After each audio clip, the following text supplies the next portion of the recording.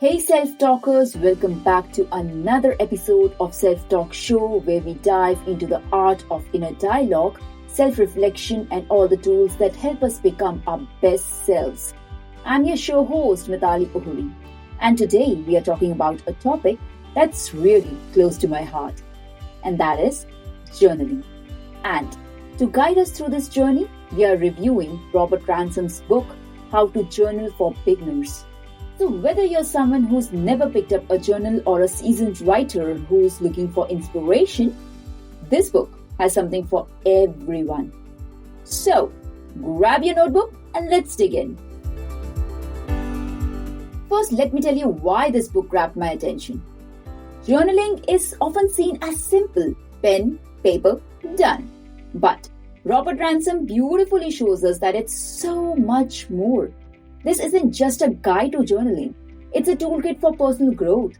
Ransom combines history, psychology, and practical strategies to help you find a journaling style that truly fits your life.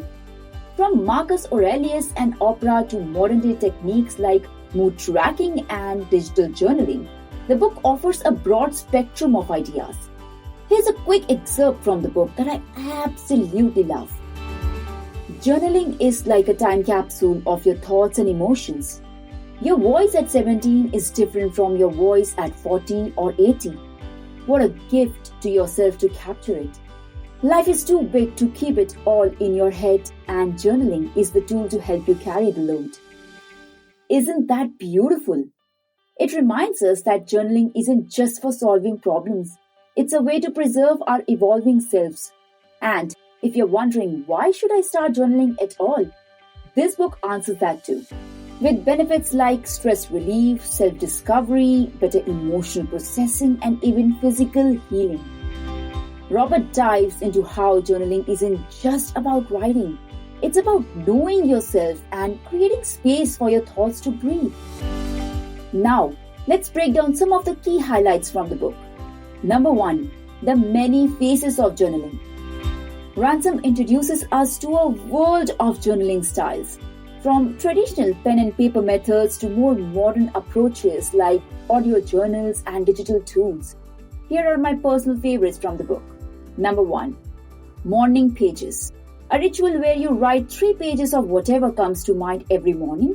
It's all about clearing mental clutter before your day begins. Number 2 is gratitude journals. Writing down things you're thankful for daily. Simple yet transformative practice for cultivating positivity, isn't it? Number 3, one-sentence journals. Perfect for busy bees. Just write one meaningful sentence a day to capture your thoughts. I love how the book emphasizes that there is no one right way to journal. It's all about experimenting and finding what works for you. Now, let's come to number 2. Inner work meets science. Ransom dives into the psychological benefits of journaling, referencing figures like Freud and Deepak Chopra. One fascinating insight is, journaling helps access your subconscious mind, giving you the power to identify patterns and reframe limiting beliefs. And here's something science buffs will love. Studies have shown that expressive writing can reduce anxiety, improve memory, and even boost your immune system. Imagine that. Writing as therapy for your mind and body. Number 3. Overcoming journaling myths. Robert busts some common myths about journaling like you don't have to journal daily to see your benefits, you don't need to be a great writer, your journal is for you. It's okay if your journaling evolves over time. What works today might change tomorrow, and that's okay. This flexibility makes the practice so approachable even for beginners. Now, let's talk about my favorite chapters. Chapter number 2, Know Thyself, Inner Work, Outer Results. This chapter really spoke to me because it ties so beautifully to the theme of Self-Talk Show. Ransom explores how journaling can help us do inner work, breaking down Freud's iceberg model of the mind and how our subconscious drives so many of our actions. Here's one takeaway. Journaling is about peeling back layers of your inner world. When you put your thoughts on paper, you start to see patterns, habits, and benefits that might be holding you back. Now, chapter number 4, Popular Journaling Strategies. This chapter is like a buffet of options. From reflective journaling to mood tracking and even art journaling, there is a style for everyone. If you're stuck, Ransom suggests trying prompts like, what am I afraid of right now? What made me smile today? These questions can spark deeper self-awareness and make journaling feel less overwhelming. So, how to get started? If you're ready to start journaling after this episode but don't know how, here are a few beginner-friendly tips inspired by the book. Number 1. Start small. Ransom suggests writing just one sentence a day if that feels manageable. The focus over here is progress over perfection. Number 2. Find your style. Experiment with different approaches. Maybe you love the tactical feel of a notebook, or maybe a journaling app fits your on-the-go lifestyle. Number 3. Be consistent, not rigid. Robert reminds us that journaling should feel like a gift, not a chore. Even once a week can be powerful if it feels right for you. And most importantly, give yourself permission to be real. Your journal is a judgment-free zone. It's not about being perfect, it's about being authentic. Well, my thoughts on the book.